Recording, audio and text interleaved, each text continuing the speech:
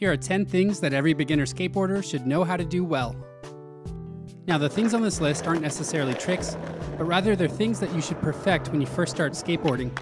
Because a lot of times when someone starts skateboarding, they go and buy a skateboard and they immediately start trying tricks. And in my opinion, this is going to make learning tricks a lot harder than if you actually spend some time getting to know your board and feeling comfortable on it.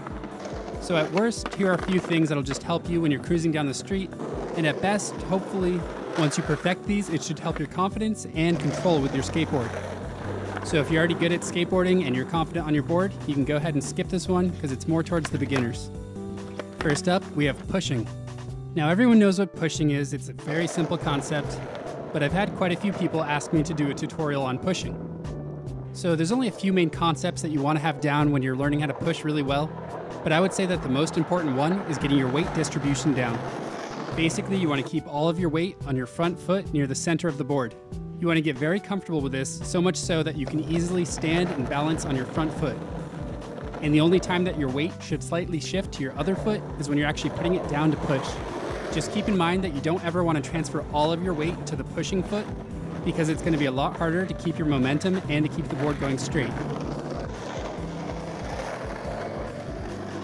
Next up is picking up your board. Now there are plenty of ways to pick up your board, some of which I've showed in my previous videos, but they can all come in handy, whether it be to stop really fast or just to pick up your board without having to bend over all the time. Now I know I'm a super old man, but if I had to bend over every time I wanted to pick up my board, I'd probably die. So learning how to pick up your board is just the easiest and most efficient way to go about things.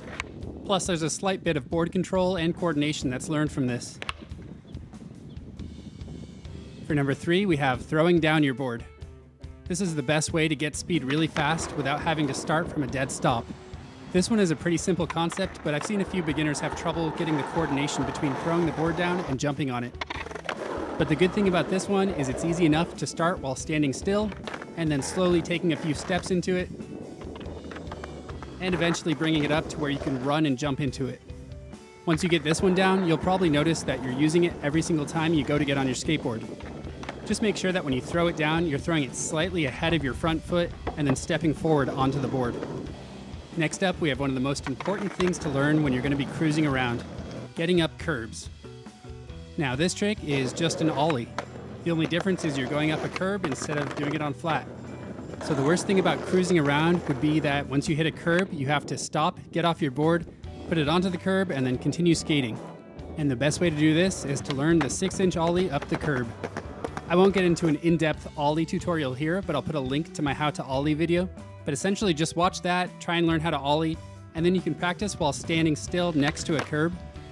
And I would say if you're having trouble getting the height for this, try an ollie and get your nose onto the curb first, and then pulling your back trucks up after that.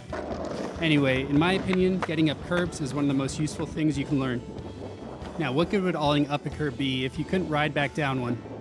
Riding off a curb is super easy, but it's also super important for if you want to be riding around without interruption.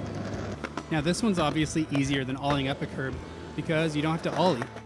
All you have to know for this one is how to lift up your wheels just a slight bit and keep your weight centered over the bolts. Just make sure you have enough speed to clear the curb, and then all it takes is a little bit of confidence. This is something that you should be so comfortable with that you don't even think about it when you're cruising. Next up, we have getting over cracks. Now this doesn't have to be just getting over cracks, it can be rough terrain or rocks or anything really.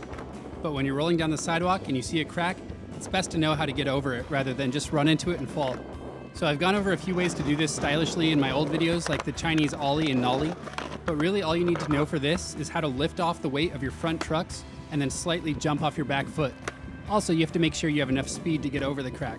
So essentially, while you're rolling towards an object, right before you're going to hit it, you lift your front wheels over it, and then as your back wheels are coming into contact with it, you slightly lift off on your back foot so that the board has room to pop over it, and then you put your feet back down and keep riding.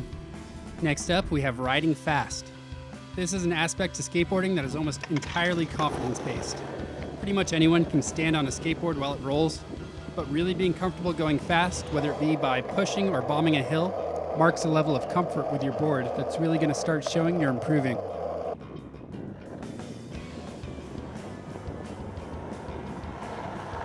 Another important reason to be comfortable while riding fast is to eliminate the chance that you'll get speed wobbles when you're bombing a hill. Coming up next, we have the Kickturn. Now, I've already gone over a Kickturn as a trick in a previous video, but right now I'm talking about the more practical use of when you have to Kickturn fast to either avoid an obstacle or turn really sharp. So sometimes you don't really have any other choice than to make a really quick 90-degree turn. And pretty much the only way to do this is to pivot on your tail, which is called a Kickturn. This can be extremely useful when an object or an obstacle comes out of nowhere and you have to really quickly avoid it, or if just for whatever reason you need to make a really fast turn around a corner. The key to this one is keeping your back foot in the pocket of the tail and shifting your weight back to that foot while swinging your arms in a direction and lifting up the nose. This is one that should help with your balance and with your board control. At number 8, we have riding switch. When you've progressed to a little bit more of an intermediate or advanced stage with skateboarding, learning how to ride switch is a really invaluable tool. And I bring it up as something that you should learn as a beginner because it's something that can definitely feel awkward at first, but the more you do it, the more confident you'll be with it. Pushing switch is something I never tried to learn until recently, so I'm still really bad at it.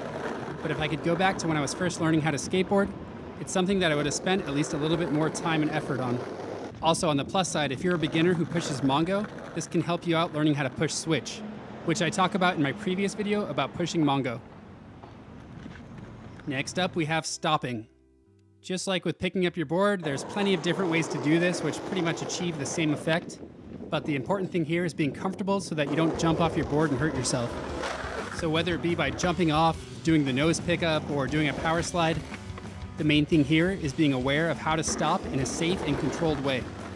Of course, just jumping off your board is going to be the easiest way, but if you're going really fast and you're going to jump off, the main thing you want to watch out for is that when you jump off, you jump ahead of your board and keep running, rather than jumping off to the side and just kind of crumpling over like all those Hall of Meat videos. So I know a lot of the things on this list may seem like pretty obvious things to know as a skateboarder, but I wanted to show the kind of double use for each of the things on this list. Not only will all these things help you in your day-to-day skating, whether it be riding down the street or trying tricks, but the underlying principles behind each of these are that when you're learning these really easy things, you're slowly building up your confidence and your board control, which in turn will hopefully make you a better skater. So go out, bomb some hills, ollie up some curbs, maybe fall a few times, but most of all, make sure that you're having fun. So I hope that this video helped you. I'd like to thank you for watching, and you can like and subscribe if you want.